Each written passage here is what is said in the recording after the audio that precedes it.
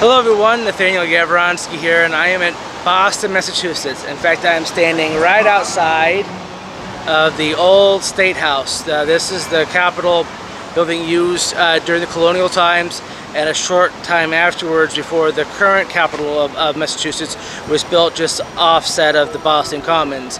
It was this location that on March 5th, 1770, the Boston Massacre took place. It's commemorated by this little stonework right here. This is where several of the colonists that were upset with the British government because of what they felt were undue burdens, like the Intolerable Acts. There were several stamp and sugar taxes that were levied and then repealed and then levied, other taxes were levied, taxes on tea. There was a variety of taxes that were implemented and repealed one after another, and then changing of borders, disallowing colonists to self-govern. There were a lot of different things that led up to the hostilities between the colonists here in Massachusetts and British Parliament. But things start to come to a real head here on March 5th, 1770, when many of the colonists, upset with the fact that the British Redcoats are in fact occupying the city of Boston, that they start harassing the regular British Army and even like throwing rocks and other things at them to try to get them to basically just leave the city. That this is Boston, we want to be left alone, we don't want to be bothered by quartering redcoats, we don't want to worry about feeding, we want to be able to work, we want to be able to do what we want self-rule. That's what the colonists were complaining about, and the British Parliament kept trying to clamp down, like, no, you are British subjects, you are subject to Parliament's rules and laws that we pass in Parliament. So that was kind of the big question here on ruling and what laws that the Parliament was passing that the colonists here agreed with or didn't agree with. But right here is a stonework it shows the location of the Boston Massacre. Now, several of the British soldiers were actually put on trial. They were put on trial for murder, and the murder trial the soldiers were actually defended by John Adams. So, like, a trial by jury was a thing in the colonial period. It was part of British common law. This wasn't something that was brand new with the United States. That a whole trial was were held, and this is what was held. This is what these soldiers were going to be held on trial for murder of the commoners, of the townspeople who were killed here.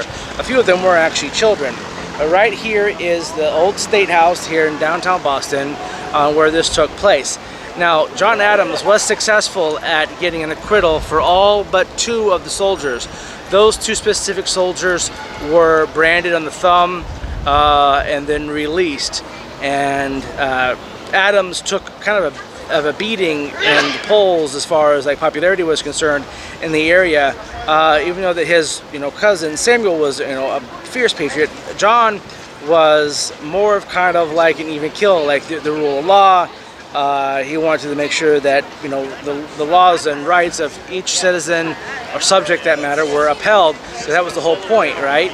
So even though John would later become a fierce defender of the revolution and proponent of separation, he did want to appear to British law because that he was a British subject. And a trial by jury, also trial by jury. So Otis, there's a guy here locally that was very intimate on a lot of these things that were implemented in our Constitution that were here locally in Boston, and trial by jury and equal protection of the law. I mean, a lot of stuff actually comes out of Boston by locals here, even prior to the Revolution. But here is the old Capitol, the old State House of the state of Massachusetts. John Hancock actually used this building when he was governor of Massachusetts shortly after the Revolution. But we're going to move on. So this is March 5th, 1770. We're going to move forward to some other major aspects leading up to the Declaration of Independence. And I hope you will join me on this trip. These are going to be short. I'm not going to go into great detail. I got my red, white, and blue on. So we're going to go hit one step after next, all the way to, we're going to go to Concord, Lexington and Concord, and we're going to Bunker Hill.